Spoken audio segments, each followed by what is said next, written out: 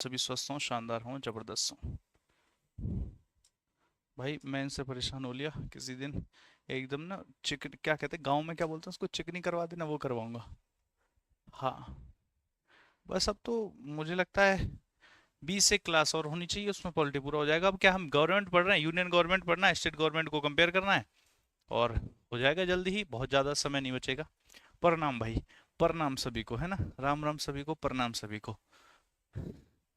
सुबह जगने वालों को गुड मॉर्निंग, दोपहर को जगने वालों को गुड आफ्टरनून, और शाम को जगने वालों को गुड इवनिंग। ठीक है मेरे भाई, आ जाओ, स्वागत है आप सभी का। और अभी सो जाने वालों को गुड नाइट। तो हर किसी का अपना अपना समय है, अपना अपना जीवन है। जय हिंद भाई, जय हिंद। चलें शुरू करें। क्या पढ़ोगे, क्या रखा है इस पढ़ाई लिखाई में? पढ़ लिख के किसी का भला नहीं हुआ है ना। मौज मस्ती कीजिए, छोटा सा जीवन है, दुनिया गोल है, घूम करके वहीं आ जाना है। 4 दिन की जिंदगी है, फिर उसके बाद 4 दिन और जुड़ जाते हैं उसमें।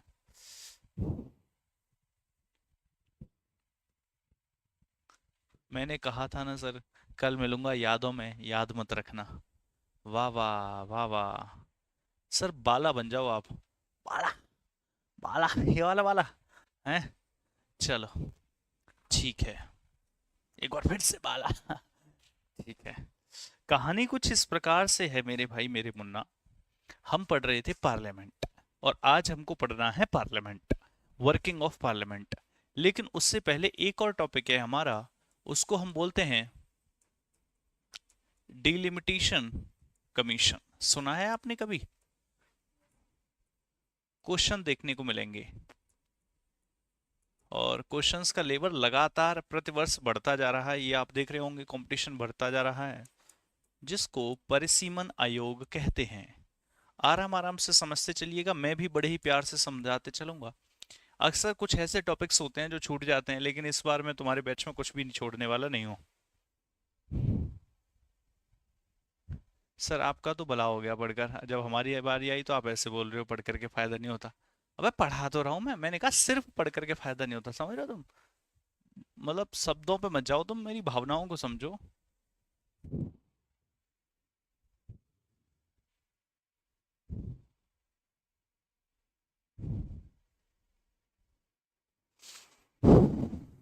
डिलिमिटेशन कमीशन, ठीक है, परिसीमन आयोग।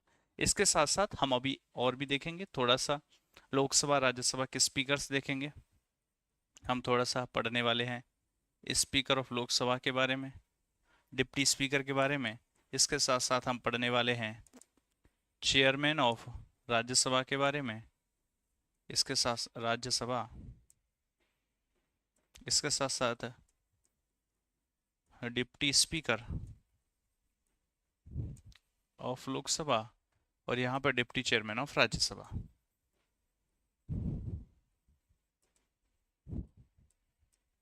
समझ गए बात को? तो इन सभी टॉपिक्स को आज हम निपटाएंगे। ओके।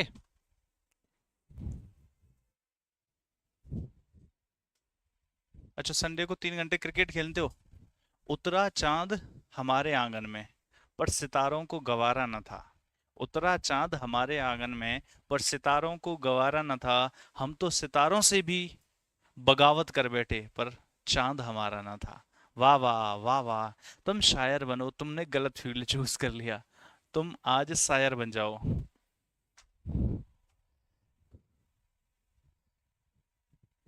सर आपको किसी ने कहा है कि आप एसटी से बहुत अच्छा पॉलिटिकल साइंस पढ़ाते हो? आप ऐसे ही पढ़ाते हैं कि दिल में उतर जाता है।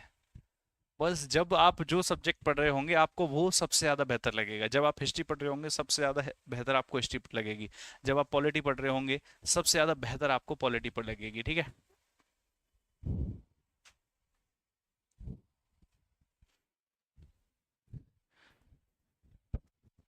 हमारे,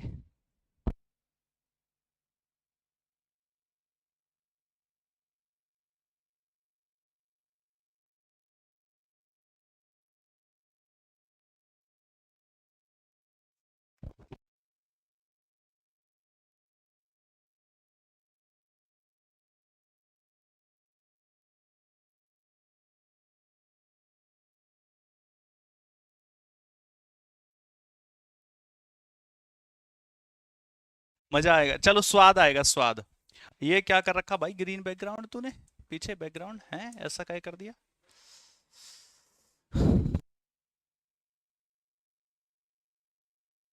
चलो भाई, कहानी कुछ इस प्रकार से है, सुनिएगा। बताओ क्या टॉपिक का नाम रखा जाए, डिलिमिटेशन कमीशन। मैं आर्टिकल लिखता हूँ सीधा सीधा सा, आर्टिकल नंबर 82। अरे ये काहे बचने लगता, कौन है, कौन है जो हमें याद कर रहा है, एक सेकंड भाई।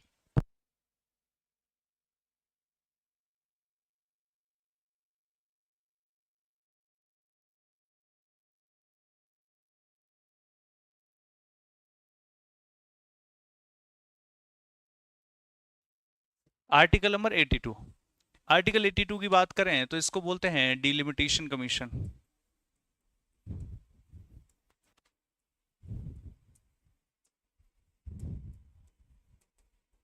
जिसको परिसीमन आयोग कहा जाता है।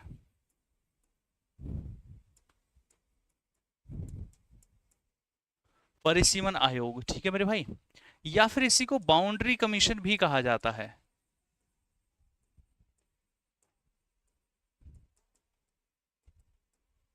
यानी कि सीमा आयोग,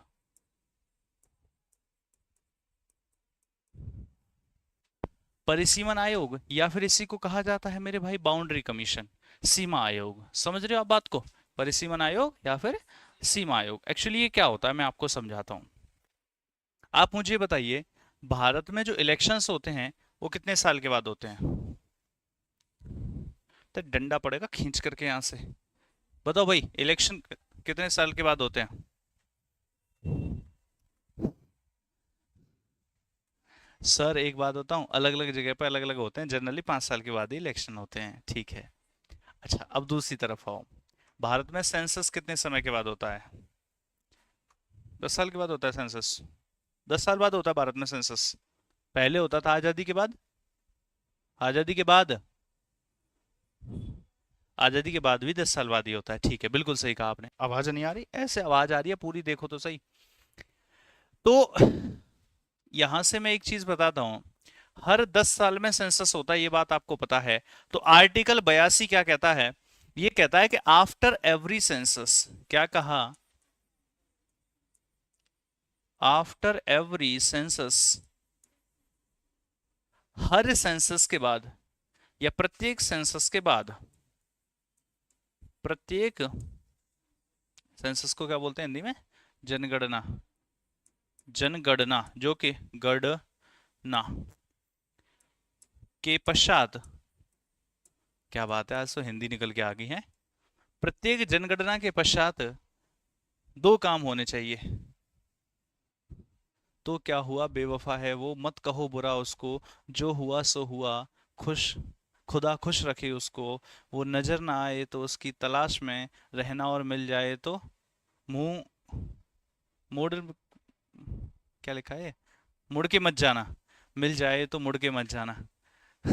मैंने कहा ना, तो तुम शायर बन जाओ, है ना, मैं तुम्हारी एंजल प्रिया से दोस्ती करवा देता हूँ, वो भी हमारी क्लास लेती है, ठीक है। तो प्रिया, क्या कहती हो तुम, प्रिया कह रही है अभी हमारा बात करने का मन नहीं है तुमसे, ठीक है। तो आ जाओ, कौन से दो काम होने चाहिए, इसके बाद दो काम ये होने चाहिए, सबसे पहला काम। अच्छा आप एक बात बताओ, जनगणना किस लिए होती है, या तो भारत में पॉपुलेशन बढ़ी होगी या फिर कम हुई होगी, पिछले 10 सालों का पूरा रिकॉर्ड होता है उसमें। अब जब पॉपुलेशन बड़ी होगी, हम क्या कह रहे हैं कि पूरे भारत से एक फिक्स लोग, जैसे मान लीजिए 10 लाख लोग एक एमपी को चुन के भेजते हैं पार्लियामेंट में, 10 लाख लोग एक को, लोकसभा की बात कर लेते हैं, चलो 10 लाख लोग एक को, 10 लाख लोग एक को, 10 लाख लोग एक को, 10 लाख लोग एक को, 10 लाख लोग एक को, 10 लाख लोग एक को, समझ रहे हो। इन्हीं को तो कॉन्स्टिट्यूएंसीज कहा जाता है, इलेक्शन डाले वोट डाले जाते हैं, कहते हैं ना हमारी कॉन्स्टिट्यूएंसी ये है, हमारा निर्वाचन मंडली, यहाँ से लोग वोट डालेंगे, और यहाँ से एक एमपी या मतलब चाचा विधायक का इलेक्शन होता है, तो उसकी एक अलग कॉन्स्टिट्यूएंसीज होती हैं, सांसद की अलग कॉन्स्टिट्यूएंसीज होती हैं, तो यहाँ से चुन करके भेजा जाता है। अब क्या हुआ, भारत की पॉपुलेशन बढ़ गई, और जब पॉपुलेशन बढ़ गई तो तुम्हें क्या लगता है, लोकसभा में सीटें बढ़नी चाहिए या नहीं बढ़नी चाहिए, बढ़नी चाहिए, उस हिसाब से जैसे जैसे पॉपुलेशन बढ़ती जा रही है। अब मान लीजिए पहले 40 करोड़ पॉपुलेशन थी, मान लेते हैं कि 100 आदमी सरकार में थे, अब पॉपुलेशन होगी 140 करोड़, अरे ये ब्लर मार रहा होगा तुमने बताया नहीं, अब पॉपुलेशन होगी 140 करोड़, तो भी क्या 100 आदमी सरकार चला लेंगे, नहीं, ज्यादा चाहिए। तो सेम वैसे ही जब पॉपुलेशन कम या ज्यादा होती है तो ये सीटें भी कम या ज्यादा होनी चाहिए। कि लोकसभा में किस स्टेट से कितनी सीट होंगी, किस स्टेट से कितनी सीट्स होंगी, इसको डिसाइड किया जाना चाहिए। हर 10 साल के बाद में लोकसभा में किस राज्य से कितनी सीटें होंगी ये डिसाइड किया जाना चाहिए। ठीक है मेरे भाई। जैसे मैंने कहा यूपी है, यूपी से कितनी सीटें थी अभी तक? 80 थी। अब क्या हुआ, मान लेते हैं यूपी की पॉपुलेशन काफी ज्यादा बढ़ गई, अब यहां से 90 सीटें होंगी। तो जो यूपी था, इस यूपी में फिर बहुत सारी छोटी छोटी कॉन्स्टिट्यूएंसीज बनी होंगी, है ना? अरे 80 सीटों डिवाइड किया गया होगा ना, कि इतने गांव मिलाकर के एक कॉन्स्टिट्यूएंसी, ये जहां शहर है तो कम शहर मिलाकर के एक कॉन्स्टिट्यूएंसी। जब सीटें बढ़ेंगी तो फिर कॉन्स्टिट्यूएंसी चेंज होगी या नहीं होगी? आप ऐसा समझिए, ये यूपी है, कितना है, क्या है ये? यूपी। यहाँ पर क्या है, ये कॉन्स्टिट्यूएंसीज हैं, कोई तो बड़ी होगी। जो गांव वाला एरिया है वहां लोग थोड़ा दूर दूर रहते हैं, शहर में फ्लैट सिस्टम होता है तो पास पास रहते हैं। तो कोई कॉन्स्टिट्यूएंसी बड़ी होगी और कोई कॉन्स्टिट्यूएंसी छोटी होगी, ऐसा होगा नहीं होगा? अब क्या हुआ, यूपी की पॉपुलेशन बढ़ गई, तो टोटल ये 80 थी, लेकिन 80 की जगह अब इन्हें क्या करना है, 90 करना है। तो पहले देखा जाएगा ना कितनी पॉपुलेशन बढ़ी गई, तो इनको दोबारा से रीअरेंज किया जाएगा कि नहीं किया जाएगा? कुछ गांव इधर से इधर हो गए, जहां पॉपुलेशन बढ़ी वहां नई बन गई, ठीक है, कहीं से घट गए, तो ऐसे करके इनको दोबारा से रीअरेंज किया जाएगा या नहीं किया जाएगा? इनको क्या बोला जाता है, क्षेत्रीय कॉन्स्टिट्यूएंसी, टेरिटोरियल। इनकी बाउंड्री सेट की जाएगी नहीं की जाएगी? बिल्कुल की जाएगी। तो इसी को मेरे भाई क्या बोलते हैं, टेरिटोरियल कॉन्स्टिट्यूएंसी। क्या कहा, टेरिटोरियल कॉन्स्टिट्यूएंसी। तो ये पहला काम क्या किया जाएगा कि किस राज्य से कितनी सीटें हैं ये डिसाइड किया जाएगा। दूसरी चीज क्या की जाएगी कि जो राज्य है, पहले ये डिसाइड होगा किस राज्य से कितनी सीटें होंगी, उसके बाद जिस भी राज्य में सीटें चेंज हुई हैं उस राज्य में क्या किया जाएगा दूसरे नंबर पे, कि अगर कोई ऐसा राज्य है जहां पर सीटें चेंज हुई हैं तो उसकी कॉन्स्टिट्यूएंसी चेंज होंगी या नहीं होंगी? होंगी। तो टेरिटोरियल टेरिटोरियल कॉन्स्टिट्यूएंसी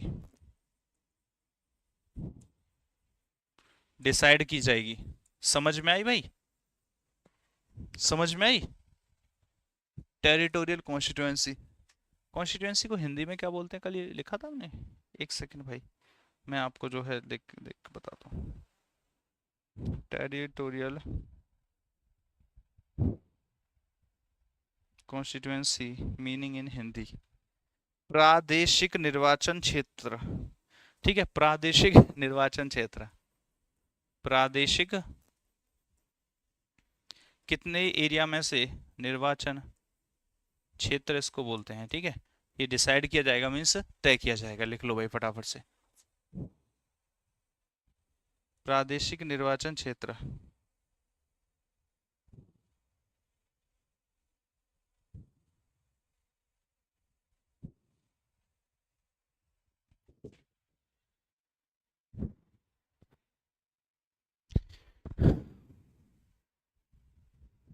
मुझे आपसे एक रिक्वेस्ट करनी है, प्लीज कमेंट में भाई कहिए तो सही पहले। अगर कोई जेन्युइन बात होगी आपकी तो जरूर सुनी जाएगी, लेकिन कहिए तो सही। सर निर्वाचन क्षेत्र भी कहते हैं, हाँ वही निर्वाचन, टेरिटोरियल मतलब प्रादेशिक या क्षेत्रीय निर्वाचन क्षेत्र, ऐसा करके कुछ। अच्छा, ये दोनों काम कौन करेगा तुम्हें क्या लगता है? आर्टिकल 82 में तुम्हें क्या लगता है डिलिमिटेशन कमीशन दे रखा है? नहीं। जैसे आर्टिकल 112 में बजट नहीं दे रखा, वैसे यहाँ भी नहीं दे रखा। एक्चुअली ये दोनों के दोनों काम किसके द्वारा किए जाते हैं? ये दोनों काम एक अथॉरिटी के द्वारा किए जाते हैं। अथॉरिटी मतलब कुछ लोगों का ग्रुप। क्या है, किसके द्वारा किए जाते हैं? एक अथॉरिटी के द्वारा। अथॉरिटी को हिंदी में क्या कहते हैं? प्राधिकरण। एक अथॉरिटी होती है जिसके द्वारा ये काम किए जाते हैं। वो अथॉरिटी किसके द्वारा डिसाइड की जाती है? Decided by parliament. ठीक है, पार्लियामेंट, संसद के द्वारा तय की जाती है। एक ऐसे, ये दोनों काम एक ऐसे प्राधिकरण के द्वारा किए जाएंगे जिसे संसद ने तय किया है। सर एंजल प्रिया कौन है? बेटा ईश्वर औतादे। ईश्वर औतादे कौन है? वो भी एक इंसान है, ऐसी एंजल प्रिया है। एंजल प्रिया हर जगह रहती है, बस बात सिर्फ इतनी सी है, एंजल प्रिया हर जगह रहती है। कुछ और नाम बताओ, एंजल प्रिया बढ़िया सा नहीं लग रहा। रानी, हाँ रानी ठीक है। अब ठीक है, अब आज से प्रिया का नाम चेंज कर दिया हमने, क्या हो गया ना, नया नाम। योगी जी बहुत नाम चेंज करते हैं ना, तो वैसे हमने कर दिया। एंजल प्रिया का नाम आज से रानी हुआ। और बताओ, और कुछ रखना है? तुम बताओ क्या रखें?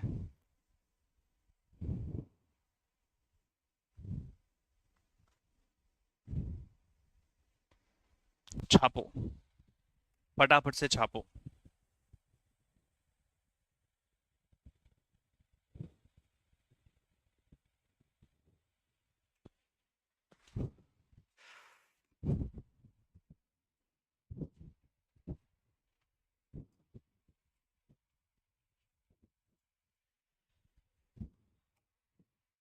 मुस्कान रख लीजिए। ठीक है भाई, आज से एंजल प्रिया का नाम मुस्कान हो गया।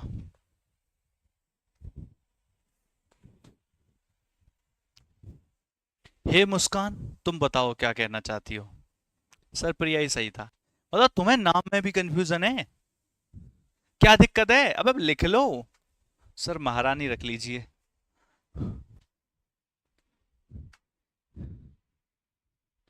एक एग्जाम्पल जैसे बता, तो एग्जाम्पल से ही तो समझ आता है। दया, जेठालाल। अबे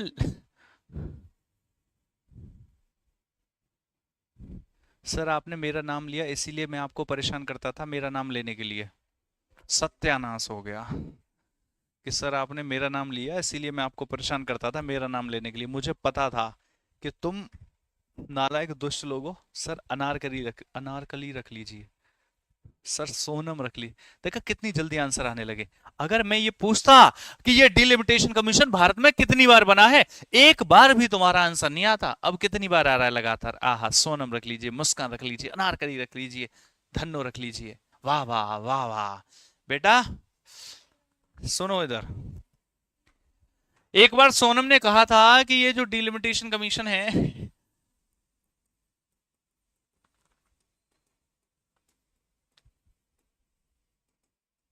इसी को क्या बोलते हैं? परिसीमन आयोग। भैया इसका गठन पता कितनी बार हुआ है? देखो, 1951 के बाद 1952 में हुआ था जनगणना। देखो 1951 में, 1961 में, 1971 में, ऐसी तो होती है जनगणना। 2001 में, 2011 में। तो 1952 में भी हुआ, 1962 में भी गठन हुआ, 1972 में भी गठन हुआ। फिर कब हुआ?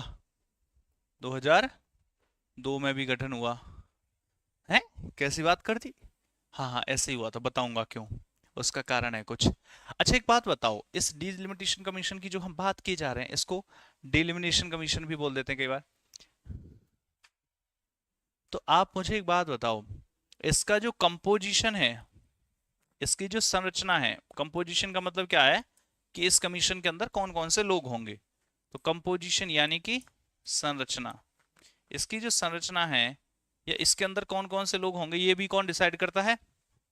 पार्लियामेंट। बिल्कुल सही कहा। आपको वैसे याद करने की ज्यादा जरूरत है वो नहीं। जैसे लास्ट टाइम कमीशन बना था तो उसमें कौन था? एक तो चीफ जस्टिस हो जाते हैं, मतलब चाहे वो एक्टिंग वाले हो, करंट वाले हों, या फिर जो है रिटायर्ड वगैरह हो। तो एक तो जज हो जाते हैं। दूसरा क्या है? इलेक्शन कमीशन है जो, उसके जो मुखिया हैं, चीफ इलेक्शन कमिश्नर हो गए। और इसके साथ साथ सभी राज्यों के जो इलेक्शन कमिश्नर्स हैं वो हो गए। तो इन सबको मिला करके आपका जो है डेलिमिनेशन कमीशन बना था। तो आपको ये संरचना याद नहीं रखनी है, समय समय पर पार्लियामेंट डिसाइड करती है। तो फिलहाल आप याद रखिए कि इसका जो कंपोजिशन है वो किसके द्वारा डिसाइड किया जाता है? पार्लियामेंट के द्वारा। चलिए मैं आपको अब ये बताता हूँ कि 1971 के बाद में, मतलब सॉरी 1972 के बाद में 2002 में क्यों बना और उसके बाद क्यों नहीं बना। पहले इतना लिख लो।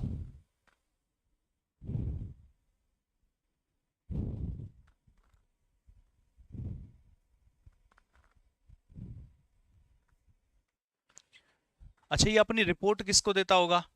ये तो आप लोग जानते ही हो, मुझे बताने की जरूरत है क्या कि अगर ये अपनी रिपोर्ट देगा तो किसको देगा? केंद्र सरकार में एग्जीक्यूटिव हेड कौन होता है? राष्ट्रपति। तो ये अपनी रिपोर्ट किसको देगा? राष्ट्रपति को। राष्ट्रपति इस रिपोर्ट को कहां पर रख देगा?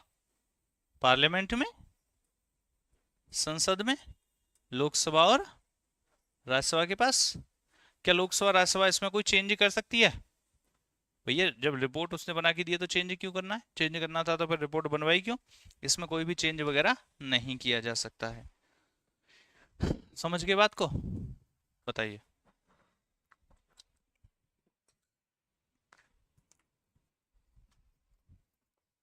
आ भाई हमारे यहाँ चाहे सर्दी हो चाहे गर्मी हो, बारिश लगातार पड़ती रहती है, बात सिर्फ इतनी सी है। बहुत बारिश होती है। तुमने देखी थी इतनी बारिश अपने यहाँ? बह जाता गांव इतनी बारिश में तो, जितनी यहाँ होती है। पेड़ सारे टूट जाते। और यहाँ जितनी होती है, 5 मिनट बाद कुछ दिखता है बारिश होने के?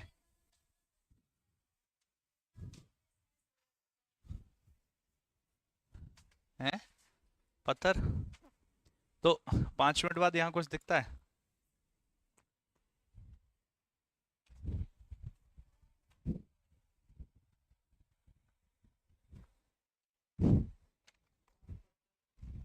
हम्म। अच्छा।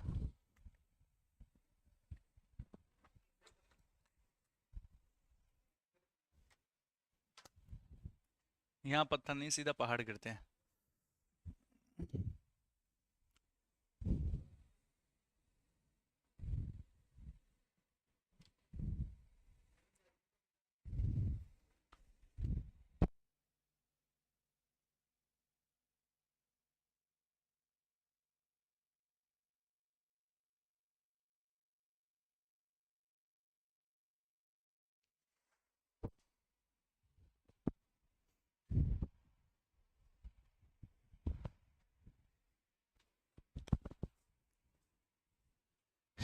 नदियां उफान पर, अरे भाई सब ये सब तो चलता रहता है। चलिए भाई देखिए।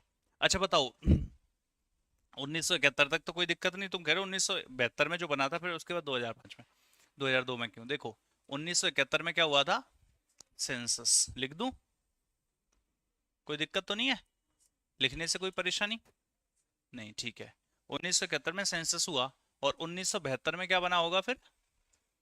डिलिमिटेशन कमीशन, यानी कि परिसीमन आयोग। इसने अपनी जो भी सिफारिश वगैरह दी, जो भी सुझाव थे वो सब दिए। इसने अपनी सिफारिश दी, अपने सुझाव दिए परिसीमन आयोग ने। और जब सिफारिश दी, सुझाव दिए परिसीमन आयोग ने, तो इसी के बाद की बात है, 1972 के बाद 1900 कौन सा समय आया? 1973 का। देखिए, ये जब अपना सुझाव दे देगा, ये रिपोर्ट किसको देगा? अपनी प्रेसिडेंट को। इसीलिए मैंने ये वाला पॉइंट पहले बताया। प्रेसिडेंट उस रिपोर्ट को कहाँ रखेगा? पार्लियामेंट। तो पार्लियामेंट उस रिपोर्ट के आधार पर कोई कानून तो बना सकता है, लेकिन उस रिपोर्ट में कोई चेंज नहीं कर सकता है। समझ रहे हो बात को? तो वैसे ही जब ये पार्लियामेंट ने किया, तो यहां पर क्या किया गया? एक तो 1973 में एक काम किया गया था कि यहाँ पर जो 525 सीटें हुआ करती थी पहले लोकसभा में, कितनी? 525। तो परिसीमन आयोग ने कहा कि अब थोड़ा सा पॉपुलेशन बढ़ चुकी है, और जब पॉपुलेशन बढ़ चुकी है तो 525 से काम नहीं चलने वाला है। अब 545 कर दीजिए, मतलब टोटल सीटें तो 552 थी, लेकिन फिर इलेक्टेड पर्सन कितने रहने लगे? 545, क्योंकि 7 सीटें तो खाली हैं। तो ये काम कर दिया गया। और जब ये काम कर दिया गया, 545 सीटें कर दी गई, हुआ क्या? अरे काहे को चटक। उसके लिए भैया, इसके लिए क्या किया गया? जैसे ये सब किया गया, पार्लियामेंट बोली कि अब तो चलो बढ़ा दी हैं, लेकिन अब आगे बढ़ाने की जरूरत नहीं है, फिलहाल के लिए इसको यहीं रोक दीजिए। और पार्लियामेंट ने यहाँ पर किया 42वां संविधान संशोधन अधिनियम, ये तो सबको याद होगा, 1976 में। और इसके तहत जो ये लोकसभा है, इस लोकसभा में जो सीट्स हैं, इन सीट्स को कर दिया गया फ्रीज। अब क्या मतलब होता है फ्रीज का? किसी भी चीज को फ्रीज कर दिया मतलब अब उसको चेंज नहीं कर सकते। कितने साल के लिए? +25 ईयर्स। अगले 25 सालों तक अब इन सीटों को फ्री चेंज नहीं कर सकते। और अगर 1976 में ये काम हुआ, इसका मतलब है 2001 तक इन सीटों को चेंज नहीं कर सकते। तो आपसे पूछता है कि पार्लियामेंट ने 42वें संविधान संशोधन अधिनियम से कितने साल के लिए सीटों को फ्रीज किया था? तो वो था मेरे भाई 25 साल के लिए। छापो फटाफट से। सर प्लीज सही से लिखवा दीजिए। मतलब तुम्हें ऐसा लगता है कि मैं गलत से लिखवा रहा हूँ बेवकूफों?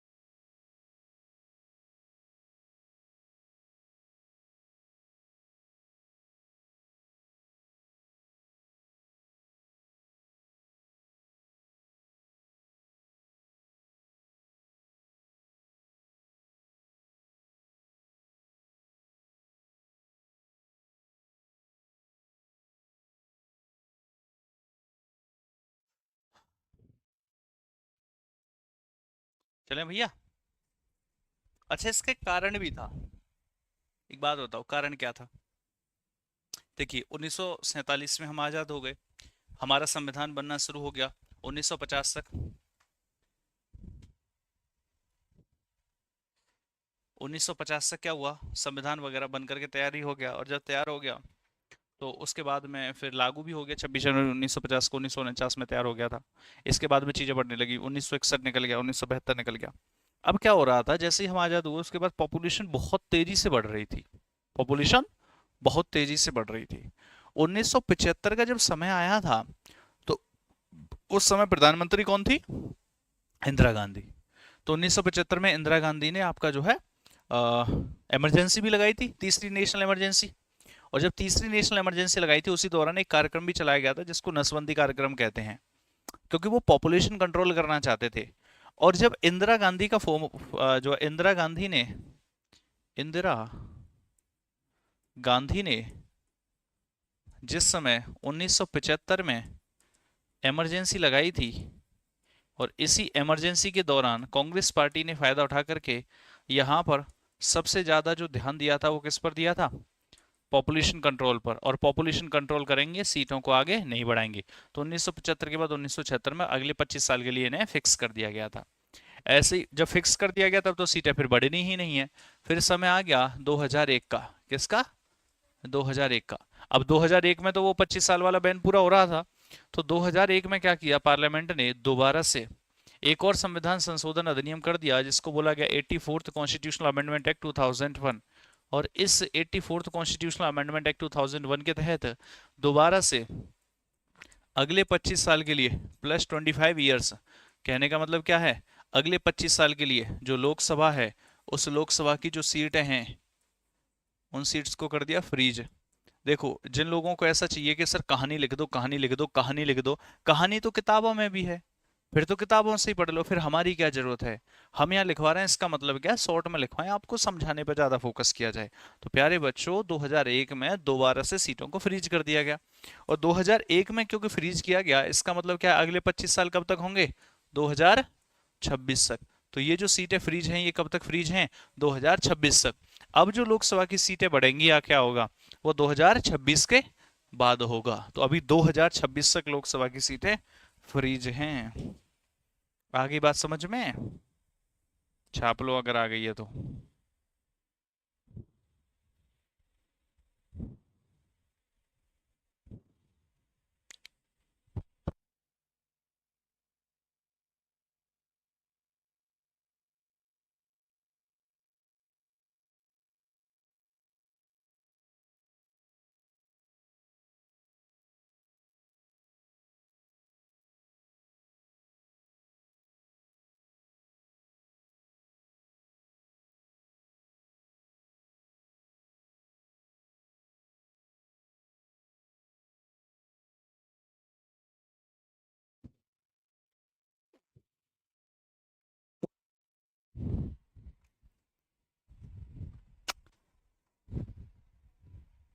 मनोनीत करता था भाई, अब नहीं करता है विधानसभा में। विधान परिषद में करता है, विधानसभा में नहीं करता, विधान परिषद में करता है। ठीक है। हम्म?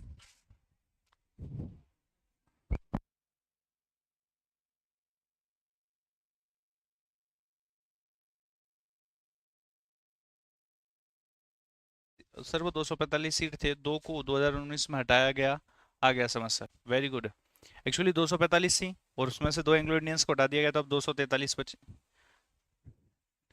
545 भाई, 545 थी, दो एंग्लो इंडियंस को जो हटाया गया, तो अब 543 बची है ना। अब 543 है।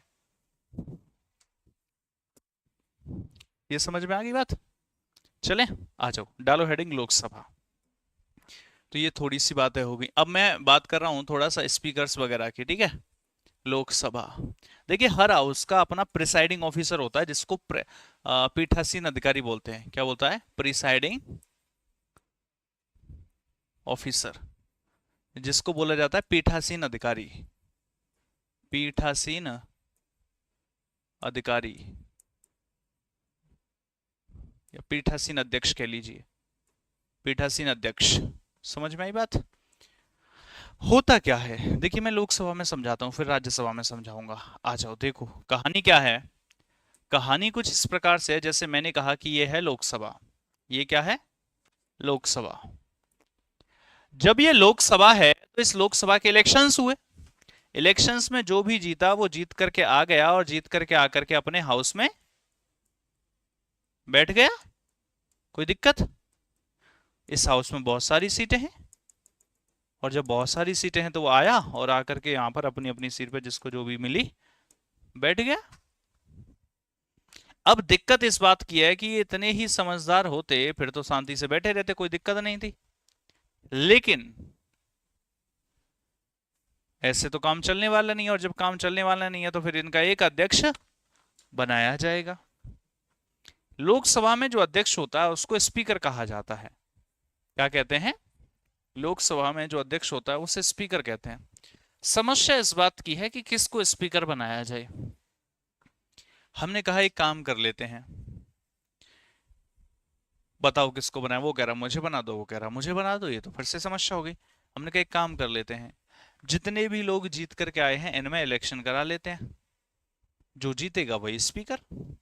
ठीक है, तो जब तक इलेक्शन होंगे तब तक ये शांति से बैठ जाएंगे क्या? नहीं। तो फिर क्या करें? संविधान सभा में क्या किया था? टेम्परेरी अध्यक्ष बनाया था ना सच्चिदानंद सिन्हा को। वैसे यहां पर टेम्परेरी स्पीकर बना देते हैं। इन्होंने कहा यार अच्छा सा नहीं लग रहा टेम्परेरी कहना, अच्छा लग रहा है टेम्परेरी कहना नहीं, तो इन्होंने टेम्परेरी की बजाय जो शब्द यूज किया उसे यूज किया स्पीकर प्रोटेम। क्या यूज किया? Speaker pro tem. प्रोटेम का मतलब ही क्या होता है? टेम्परेरी। स्पीकर प्रोटेम का मतलब है, मैं यहां लिख देता हूं, टेम्परेरी।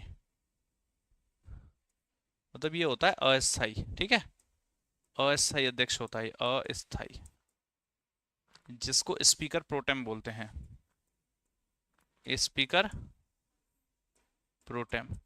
तो कैसे बनाया गया होगा अगर ये अस्थाई है? तो फिर सर इसको बनाया नहीं गया होगा, इसको नियुक्त किया गया होगा।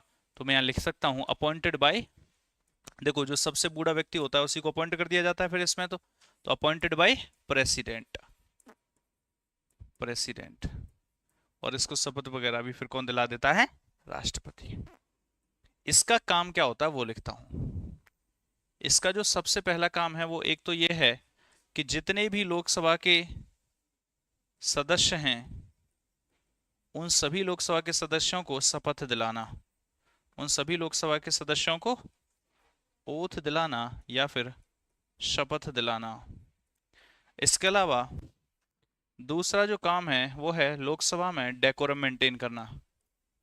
जब तक इलेक्शन हो रहे हैं लोकसभा में डेकोरम मेंटेन करना, और लोकसभा की जो प्रोसीडिंग्स है उनको आगे बढ़ाना। जैसे कि इलेक्शन वगैरह हो रहा है तब तक उसको मैनेज करेगा, लोकसभा के सभी लोगों को शपथ दिलाएगा और डेकोरम को मेंटेन करके रखेगा। यही होता है मेरे भाई स्पीकर, यहाँ पर जो है प्रोटेम स्पीकर। कि सर जो स्पीकर था वो, अरे जो स्पीकर बनना है, जो इसका अध्यक्ष बनना है, उस स्पीकर के क्या चल रहे हैं? इलेक्शन। तो जब तक इलेक्शन चलेंगे तब तक ही तो ये बना रहेगा।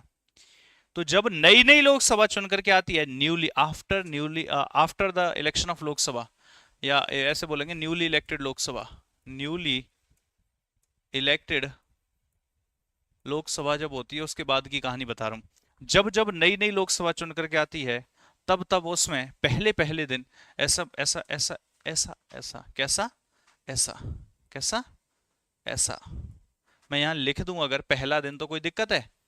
तो जो पहला पहला दिन होता है उस दिन कौन अध्यक्ष होता है? पहले दिन। तो फिर कोई दिक्कत तो नहीं है? अब नहीं, पहले दिन जो अध्यक्ष होता है वो यही होता है जिसको स्पीकर प्रोटेम बोलते हैं। छापो भाई। अब हम बात करेंगे स्पीकर की और डिप्टी स्पीकर की, क्योंकि उनके तो इलेक्शन अब हो चुके होंगे।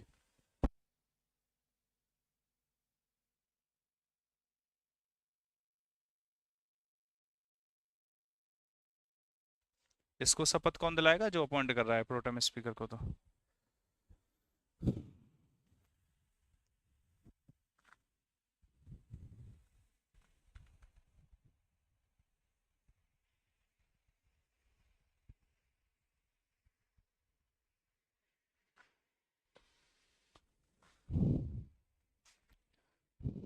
ठीक है।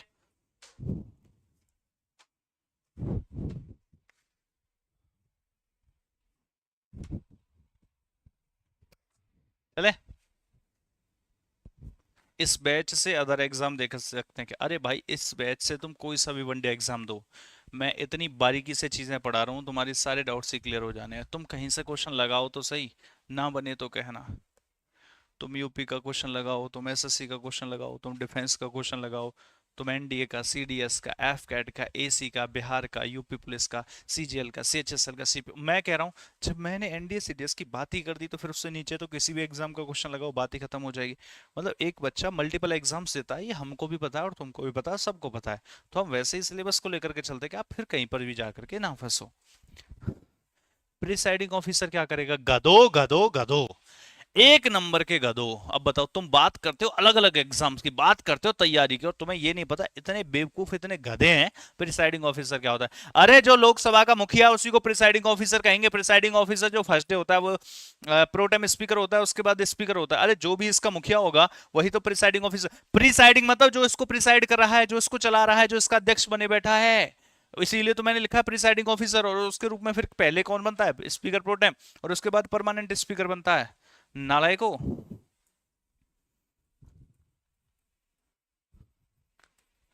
तो ये स्पीकर प्रोटेम की बात कही अब तक जो कही हमने, अब आ जाओ जरा थोड़ी बात और सुन लो थोड़ी सी, अगर थोड़ी सी बुद्धि में घुसे तो। मैंने कहा यहाँ पर बहुत सारे लोग जीत करके आ गए और आकर के बैठ गए, टेम्परेरी स्पीकर बना दिया, वो तो सबको पता है। लेकिन अब परमानेंट स्पीकर बनना है या नहीं बनना है? अब परमानेंट स्पीकर बनेगा कि नहीं बनेगा? बनेगा। और परमानेंट डिप्टी स्पीकर भी बनेगा। तुम तो दोनों ही बनाओगे, बनाना पड़ेगा। तो आप मुझे एक इतना सा बता दो, परमानेंट स्पीकर कैसे बनेगा?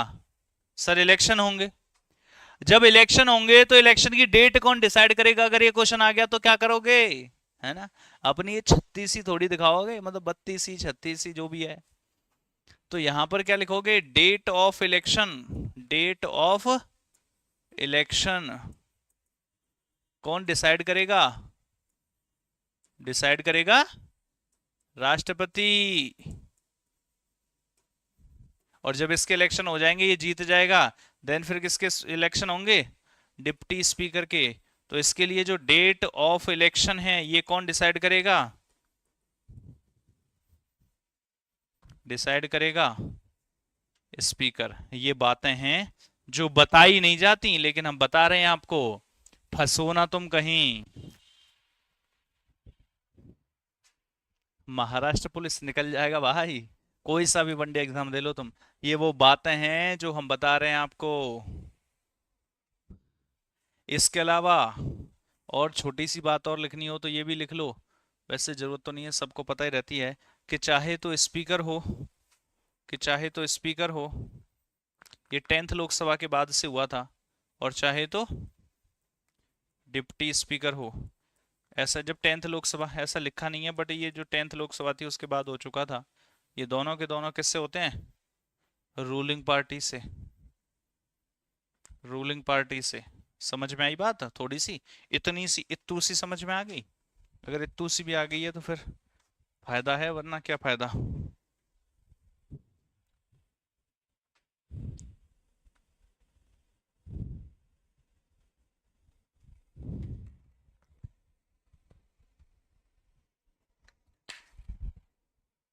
आई कि नहीं आई? या फिर एक काम करो, इसको ऐसे मत लिखो, इसको तुम ऐसे लिखो, रुको रुको, वेट वेट वेट वेट, पूरा ही लिखवा देता हूँ, 10th लोकसभा की बात थी। ऐसे लिख लो, जो 10th लोकसभा थी, ठीक है, इसमें कहा गया कि जो स्पीकर होगा, और कौन होगा? Deputy speaker. ये दोनों के दोनों ही किसमें होंगे? मतलब यहां तक जो होता था वो कैसे होता था? रूलिंग पार्टी से, ठीक है, रूलिंग पार्टी। लेकिन फिर क्या हुआ, समय चेंज हुआ और आई 11th लोकसभा। जब 11th लोकसभा आई तो 11th लोकसभा में क्या डिसाइड किया गया? कि जो स्पीकर होगा वो होगा रूलिंग पार्टी से। और जो डिप्टी स्पीकर होगा वो होगा अपोजिशन पार्टी से। ठीक है, तो 10th लोकसभा तक वो और 11 लोकसभा में ये। हिंदी में लिखो, बस जरूरत नहीं है पढ़ना, छोड़ दे बेटा, जरूरी थोड़ी है लिखना। पढ़ना छोड़ दे, आज ही छोड़ दे, आज ही, आज ही छोड़ दे, तुरंत। जरूरी थोड़ी होता पढ़ाई करना बेटा।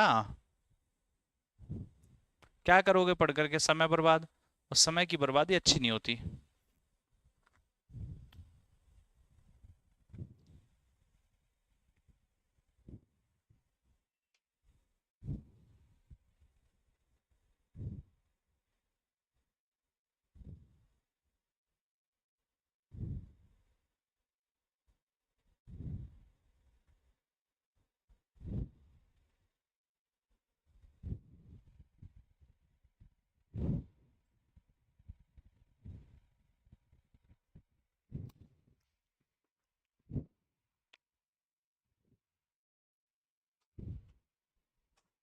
हो गया।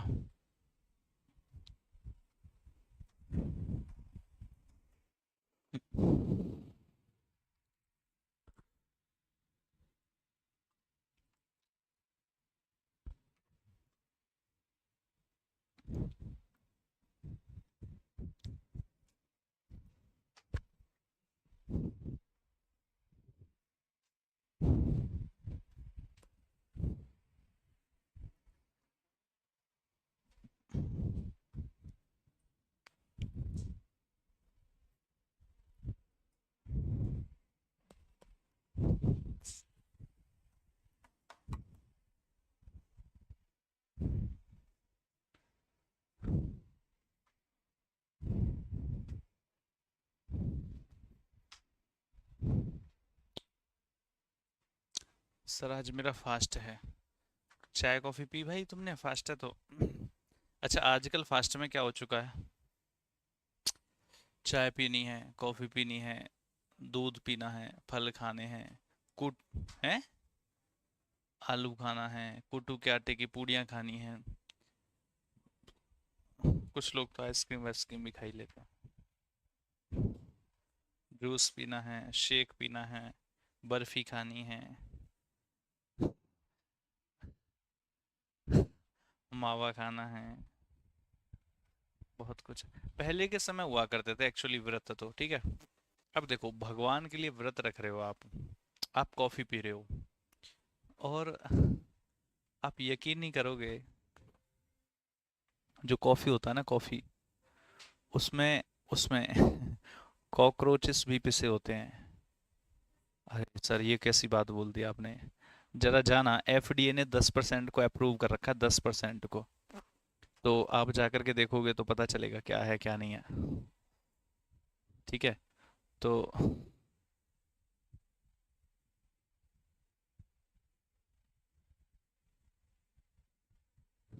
समझ में आई बात।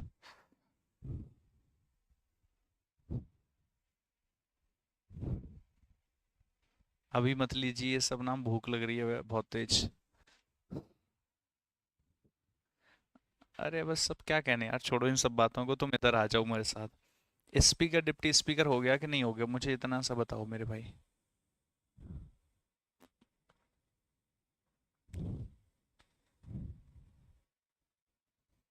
अच्छा सुनो अब ध्यान से, मैं एक काम करता हूँ, यहाँ पर दोनों तरफ डाल देता हूँ, एक तरफ डालता हूँ लोकसभा, अब मैं एक साथ समझा देता हूँ आपको, लोकसभा, और एक तरफ मैं हेडिंग डालता हूँ राज्यसभा। ठीक है, राज्यसभा, लोकसभा और राज्यसभा। आज हम बस फॉर्मेशन देख लेते हैं, कल इनका रिमूवल देखेंगे, और इनकी जो वर्किंग है हम उसको देखेंगे। मेरे प्यारे बच्चों, यहाँ पर कहानी क्या है, सुनना। जैसे आपने कहा कि ये लोकसभा है, ये कौन है, ये लोकसभा है, और आपने कहा कि ये राज्यसभा है, ठीक है, ये कौन है, ये राज्यसभा है। ठीक है, लोकसभा में आपने मुझे बताया कि एक होता है स्पीकर, कौन होता है, स्पीकर, ठीक है, और एक कौन होता है, डिप्टी स्पीकर। ये सुनो, ठीक है, इधर कौन होता है, इसके अध्यक्ष को क्या बोलते हैं, चेयरमैन, और उपाध्यक्ष को क्या बोलते हैं, डिप्टी चेयरमैन।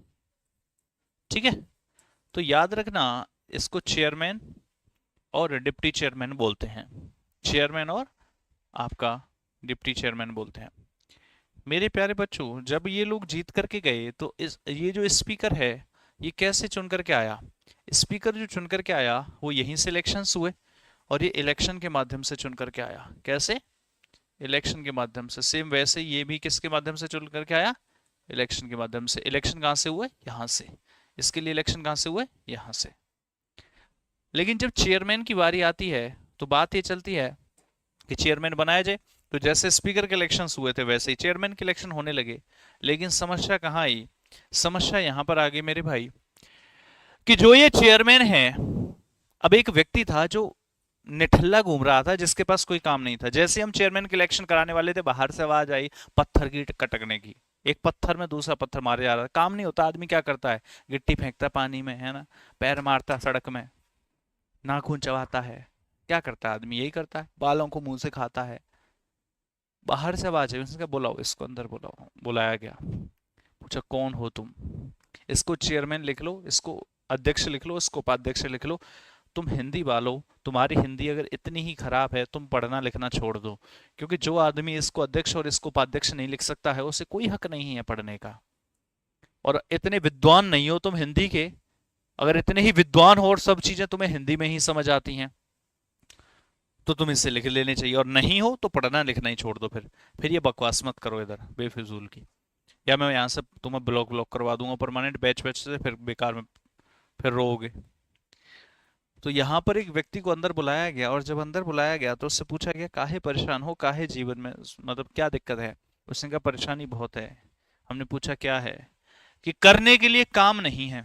हैं, काम के लिए कौन परेशान होता है, कि कौन हो तुम, कि मैं हूं भारत का उपराष्ट्रपति। क्या कहा, मैं हूं भारत का उपराष्ट्रपति। हमने कहा क्या दिक्कत है, कि समझाओ। उसने भैया पेपर पेन लिया ऐसे और यहां लिख दिया भारत का राष्ट्रपति। क्या लिख दिया, भारत का राष्ट्रपति, कि एक भारत का राष्ट्रपति होगा। हमने कहा ये तो हमें भी पता है और तुम्हें भी पता है, कि समस्या इस बात की है कि पता तो है लेकिन अंदर की बातें सुनो। राष्ट्रपति की कुर्सी कभी खाली नहीं रह सकती, हमने कहा ये भी पता है कि राष्ट्रपति की कुर्सी खाली नहीं रह सकती, इस वजह से पहले से ही उपराष्ट्रपति चुन करके रखते हैं कि अगर कभी राष्ट्रपति की कुर्सी खाली हो जाए तो जाकर कूद करके बैठ जाना। कैसे, कूद करके बैठ जाना। समस्या इस बात का, राष्ट्रपति की कुर्सी खाली होने का मतलब ये नहीं है सुबह 9 से 5 बजे तक ये था, जैसे इस 5 बजे के 1 मिनट हुई ये उपराष्ट्रपति कूद के बैठ गया। कुर्सी खाली होने का मतलब क्या है, या तो ये रिजाइन कर दे या फिर इसकी मौत हो जाए। अब बताओ राष्ट्रपति की मौत कितनी बार होती है, हैं? राष्ट्रपति जरूरी है मरेगा ही मरेगा? रिजाइन कितनी बार करता है दिन में, करता ही नहीं, गधो।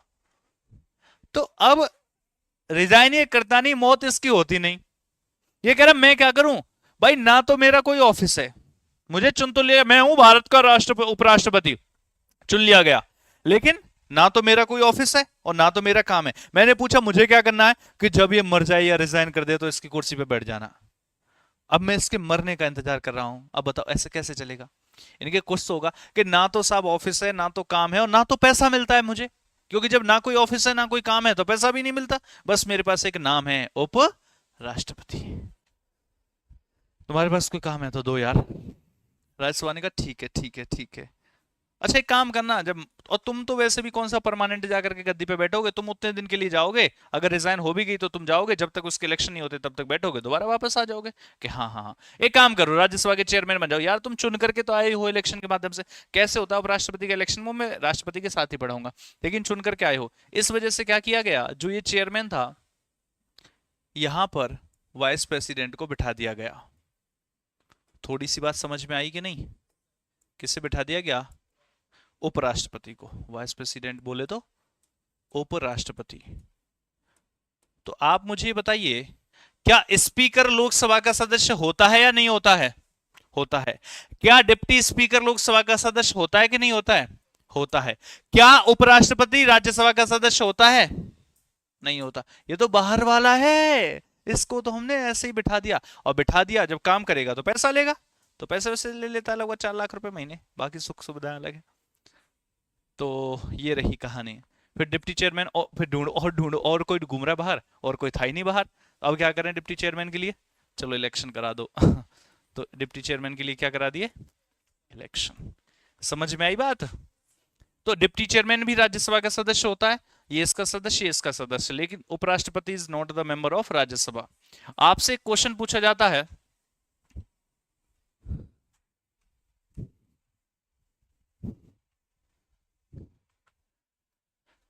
आपसे क्वेश्चन पूछा जाता है कि वो कौन सा सदन है, वो कौन सा हाउस है जिस हाउस का अध्यक्ष उस हाउस का सदस्य नहीं होता? वो कौन सा हाउस है जिस हाउस का अध्यक्ष उस हाउस का सदस्य नहीं होता? वो कौन सा है? राज्यसभा। छापो भाई, अपनी भाषा में लिख लो और छाप दो। अध्यक्ष और उपाध्यक्ष होते हैं ये, अपनी भाषा में लिख दो और छाप दो। अच्छा एक चीज बताऊं, जैसे यहाँ स्पीकर नहीं है तो कौन होगा? Deputy speaker. और अगर डिप्टी स्पीकर भी नहीं है तो एक 10 मेंबर्स का पैनल बना रहता है, तो जब ये नहीं आएगा तो ये आएगा, या नहीं आएगा तो 10 मेंबर्स का पैनल। सेम वैसे ही चेयरमैन होगा, वाइस प्रेसिडेंट तो ठीक है, अगर ये नहीं होगा तो इसकी जगह फिर डिप्टी चेयरमैन, और ये भी नहीं होगा तो इसकी जगह 10 मेंबर्स का एक पैनल होता है, मेंबर्स का, तो वो बैठता है। छाप दो फटाफट से।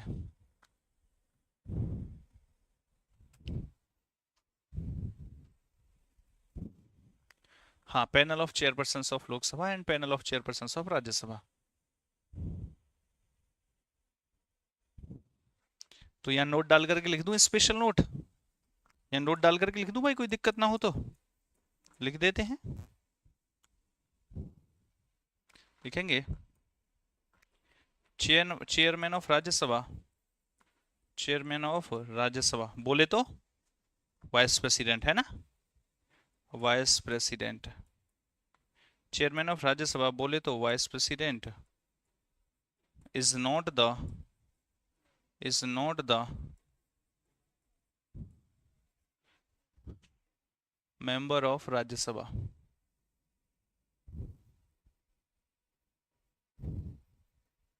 लिखेंगे राज्यसभा का अध्यक्ष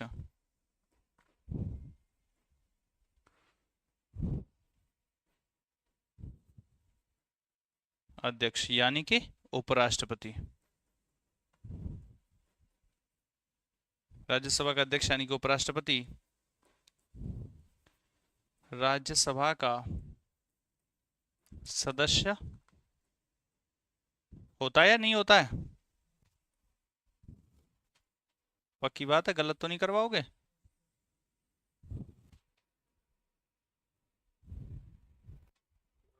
सदस्य नहीं होता है।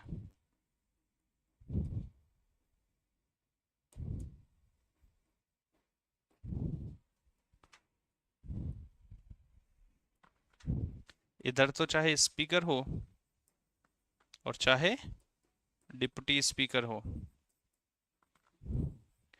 दोनों लोकसभा के सदस्य होते हैं, सदस्य होते हैं, means both are the members होते हैं, means both are the member of Lok Sabha, both are the members of Lok Sabha. ऐसे ही यहां पर जो डिप्टी चेयरमैन है यानी कि जो उपाध्यक्ष है वो राज्यसभा का सदस्य होता है। कल हम बात करेंगे स्पीकर का क्या काम होता है और चेयरमैन का क्या काम होता है, दूसरी बात करेंगे इनका रिमूवल कैसे होता है, और तीसरी बात करेंगे पार्लियामेंट काम कैसे करती है। तो आज हमने डिलिमिटेशन कमीशन और इनके जो है इलेक्शंस वगैरह के बारे में देख लिया। कल का हमारा टॉपिक ही होगा वर्किंग ऑफ पार्लियामेंट। ठीक है, तो आज की कहानी को हम यहीं पर रोकेंगे, अपनी वाणी को विराम देंगे। कल फिर मिलेंगे आपसे। बहुत अच्छे तरीके से आपको समझ आया, स्वाद आया, बहुत बढ़िया। ठीक है, मुस्कान ने भी यही कहा था, उसे अच्छा लगा। ठीक है, चलिए, thank you so much everybody, take care, tata, bye bye, love you. आप यूं ही मुस्कुराते रहें, हंसते रहें और हमेशा खुश रहें। टाटा।